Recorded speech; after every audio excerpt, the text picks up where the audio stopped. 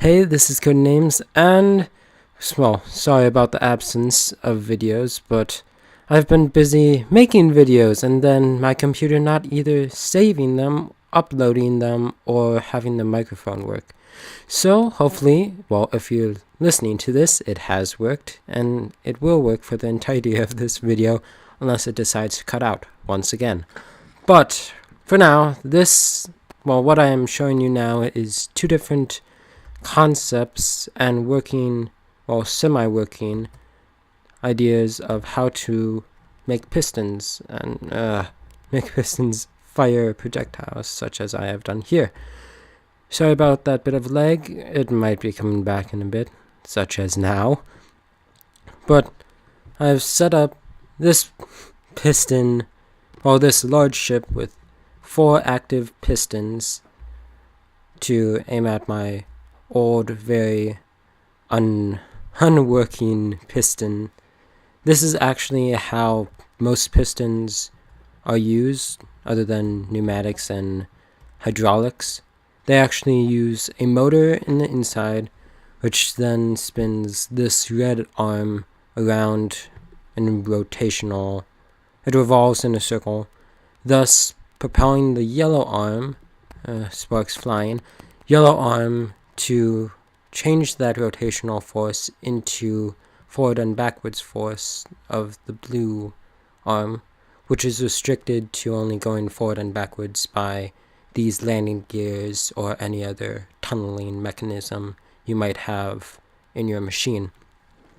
Sadly, because this game, it stops for some odd reason whenever you have contact. I know it's like loading up collisions and such, but I'd hope that they figure out that it doesn't have to load them for landing gears. That'd be kind of nice. Like them putting in the code that as long as the force isn't to such a degree that it doesn't have to load for that, that'd make this actually workable. I'm not going to use this at all, other than for like making fun structures that just move, because it doesn't go at the speed that you would want to launch something such as those landmines, space mines and such. But it's nice just to know how it works and that it works. I might run through the setup and how I actually built this, because it's kind of complicated, in another video. But really, I want to show you this one. This is my substitute for that, after I realized that it doesn't work. All it is large ship holding 4 other large ships. I haven't actually disconnected them, but all you do is you manually use the piston. So you have 6 motors each direction going over here in the back, as I will show over here.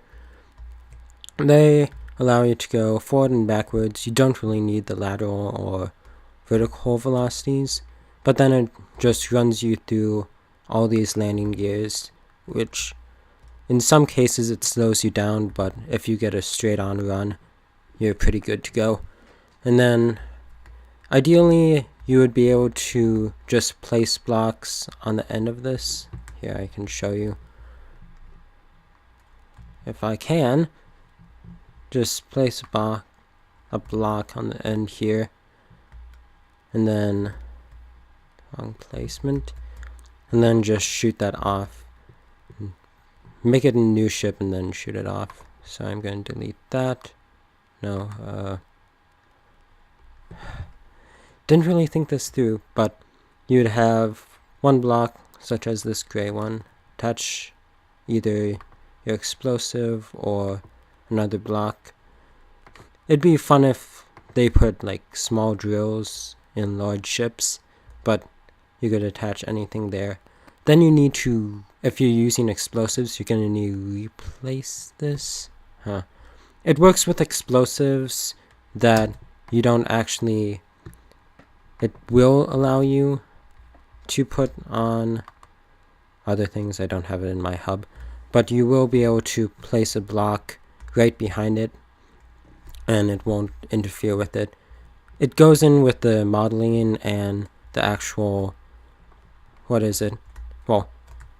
wherever the block exists, the explosives don't actually exist all the way to the edge, so that allows you to place blocks on all sides of it, even after it has been placed and is now a different ship.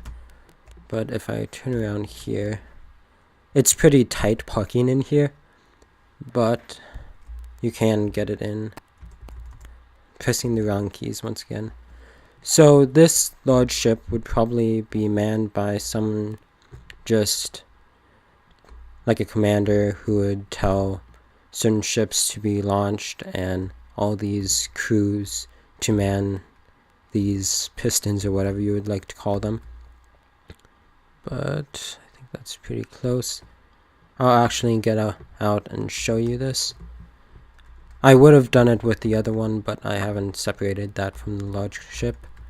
You can, when you're flying around, you can just reseal or just attach the landing gears, and then you can allow these to float off. Well, it would prevent them from floating off into deep space. There you go, we just have one large block as a projectile, legging out a bit. But that's practically it for this. I'll show you it. Now on to other things. I'm sorry about not being up with videos and such. There's some sparks. But I have a lot queued up. There's been many problems with my mic, as I started out saying. But is it gonna hit? That'd be nice to see something else. But I have a lot queued up. If I find the time to actually record and efficiently record, I will do so. Now with Flip, I'm trying to, as you can see from the video of Flip, I actually didn't get many obstacles in there or things to hide beneath. I'm going about and putting those in, and hopefully by this next weekend I'll be finished off with that and be able to put that up on Steam. But as of now, it's not up there, and I'll hopefully, if I can figure out Steam and such. This is actually my first game I've used Steam for, so I'm pretty new with this. But if I can figure it out, it will probably be up there soon, and you can play it with your friends then. But that's about it. If you have any suggestions, or would like me to show off more of my ideas, well, just say it. I have a lot of stuff in the clip, whatever that means. But this has been another episode by me, and I'll see you in the next one.